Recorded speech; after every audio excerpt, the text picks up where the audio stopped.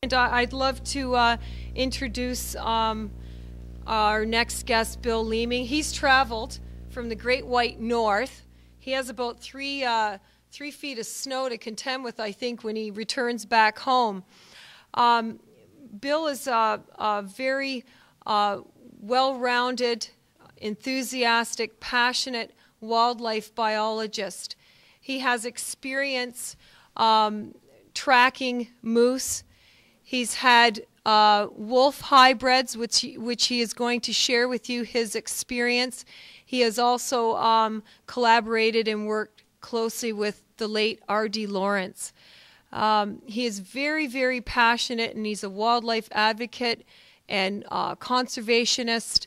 And his experience and wealth of knowledge, I'm excited to have the opportunity to listen to him and to share what he's dealt with in his life concerning wildlife. So with nothing else, Bill Leeming, can you please come forward, please? Oh, he's left with the pack.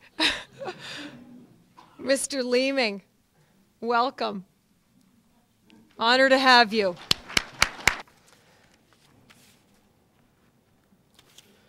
A quick overview. Up until 2005, Ontario had one of the worst reputations in the world for its poor wolf management policies. Wolves were treated as vermin and could be killed 365 days a year without limit. Now, hunters who want to shoot wolves must purchase a special wolf seal. Ontario hunters have to pay $10 for the seal, but non-residents have to pay $250 for the seal. Americans are predominantly the ones, interestingly enough, that are participating in the hunting of wolves.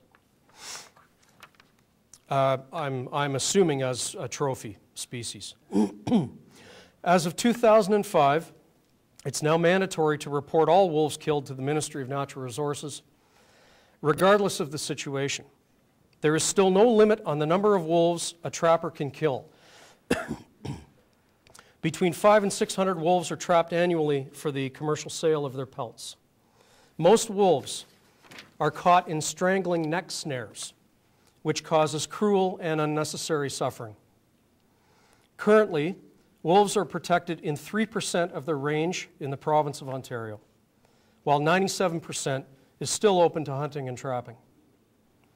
Only a few parks are off limits to hunters and trappers and large enough to sustain a viable wolf population. Algonquin and Lake Superior Provincial Parks and Chapleau and Nipissing Crown Game Preserves are the only 4 areas in Ontario that are off limits to wolf hunters and trappers. Approximate wolf populations in Ontario are placed between 8,000 and 10,000 animals, but these are estimates, and I believe these actual numbers could be quite a bit lower. The wolves of Algonquin Park and wolves in general have been studied enough.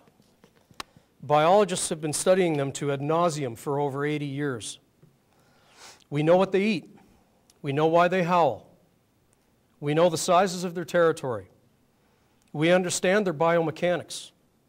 We understand their body language. We know how many pups they have. We know what diseases affect them. We know their mortality rates. We know the social hierarchy within the pack. We know what their various hunting techniques are. We don't need to know any more. A number of highly esteemed scientists, such as Dr. Doug Pimlott, George Kolonowski, Dr. David Meach, Dr. John Taberge, Dr. Brent Patterson, and others have all intensively studied wolves and done some very good work. Much has been learned about the wolf and its relationship to various prey species. But to a degree, herein lies the problem. Most of what has been learned about the wolf has been used against it for most of the 20th and into the 21st century. I, along with others who have studied wolves and are aware of the management issues, facing wolves believe that for the most part, wolf research has pretty much run its course, and that future studies will be of little value. We know a great deal about this apex mammal, and any further research is simply for the sake of research. Some may ask, where's the harm in further study being carried out? And my answer is that the study in itself is not the problem. Rather, it's the disruptive and invasive way it has and continues to be carried out. The style of research conducted on wolves over the past 7 or 8 decades has not been kind to them.